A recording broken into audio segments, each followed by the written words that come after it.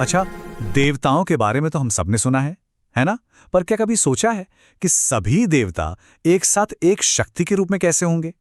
आज हम विश्व देवों की दुनिया को समझने की कोशिश करेंगे, जो एक तरह से ब्रह्मांड की दिव्य संसद है। जरा सोचिए, एक ऐसी डिवाइन फोर्स के बारे में जो किसी एक देवता की नहीं, बल्कि पूरे देवमंडल की मिलीजुली चेतना और ऊर्जा से बनी हो। ये आइडिया अपने आप में ही कितना पावरफुल है।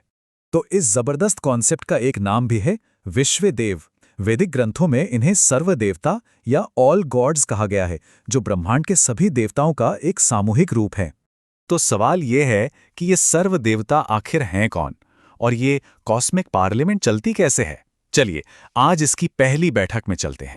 तो देखिए, सबसे पहली और जरूरी बात, विश्वदेव कोई एक भगवान नहीं है, वो सभी देवताओं का एक कलेक्टिव फॉर्म है। वे ऋत के सिंबल हैं। ये एक वैदिक कॉन्सेप्ट है, जिसका मतलब है वो कॉस्मिक ऑर्डर या वो प्राकृतिक व्यवस्था जो हर चीज को बैलेंस में रखती है। और जानते हैं इस डिवाइन पार्लियामेंट में कौन कौन है? बड़े बड़े नाम हैं। इसमें आदित्य जैसे सौर देवता हैं, वसु जैसे प्रकृति के देवता हैं, और रुद्र और मरुत जैसे तूफान के शक्तिशाली देवता भी शामिल हैं। मतलब ये सच में एक कॉस्मिक सुपर टीम है। तो फिर वैदिक काल में लोग इन्हें बुलाते क्यों थे? इसका मेन रीजन था यज्ञ जैसे अनुष्ठानों को पूरा करना, और ये पक्का करना कि सभी देवताओं का आशीर्वाद एक साथ मिले, ना कि किसी एक का। ठीक है, तो हमें ये तो पता चल गया कि ये हैं कौन, पर इनकी कहानी क्या है, इनकी शुरुआत कैसे हुई? चलिए पौराणिक कथाओं में इनकी भूमिका को थोड़ा और गहराई से समझते हैं। कहानी कुछ यूं है कि इनका जन्म हुआ था प्रजापति के एक बहुत बड़े यज्ञ से। अब ऐसा समझ सकते हैं कि ये एक डिवाइन कोरस की तरह थे, जिसमें हर देवता की आवाज शामिल थी, और इसी कोरस ने उस यज्ञ को पूरा किया। और इनका काम सिर्फ यज्ञ तक ही नहीं था, वे देवताओं और पितरों यानी हमारे पूर्वजों के बीच एक पुल की तरह काम करते थे। यही तय करते थे कि दिव्य वरदानों का बंटवारा कैसे होगा। अब आगे चलकर पुराणों ने इस बहुत बड़े ग्रुप को एक खास नंबर से पहचाना जाने लगा, और वो नंबर था 33। और ये 33 देवता कौन थे?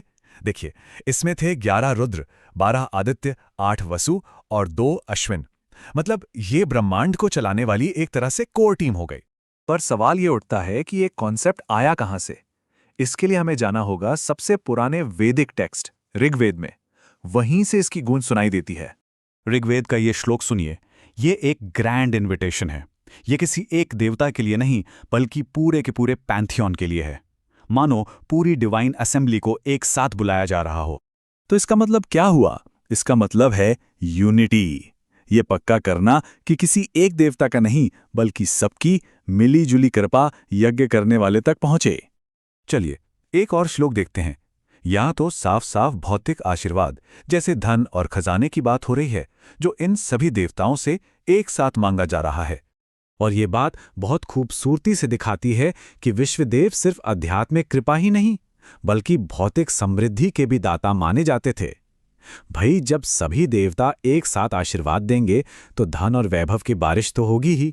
तो चलिए अब इस पुराने कॉन्सेप्ट को एक बिल्कुल अलग नजरिए से देखते हैं, वैदिक ज्योतिष के नजरिए से।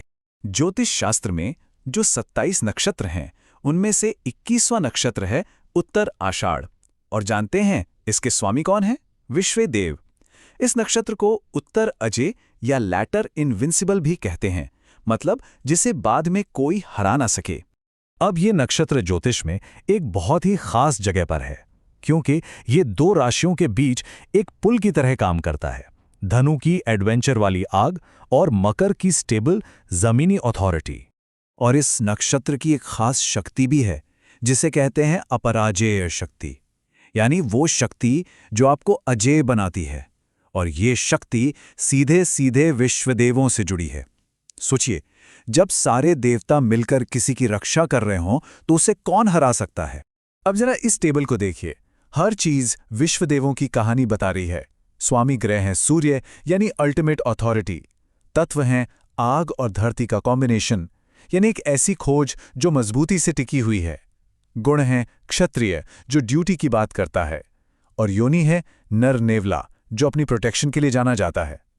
ये सब मिलकर विश्वदेवों की कलेक्टिव पावर का एक पूरा ब्लूप्रिंट बनाते हैं। तो आखिर में इस पूरी कहानी से, विश्वदेवों के इस कॉन्सेप्ट से हमें क्या सीखने को मिलता है? आइए इस कॉस्मिक सिम्फनी के सार को समझते हैं। देखिए, ऋग्वेद के पुराने मंत्रों से लेकर ज्योतिष के उत्तर आषाढ़ नक्षत्र तक विश्वदेवों का आइडिया हमें एक ही बात सिखाता है कि असली शक्ति, असल हार्मनी समग्रता में है, कलेक्टिव यूनिटी में है। और यही सोच हमें एक आखिरी पावरफुल मैसेज देती है कि जब हम टुकड़ों में बंटने के बजाय एक हो जाते हैं, तभी हम सच में इनविंसिबल यानी अजेय बनते हैं।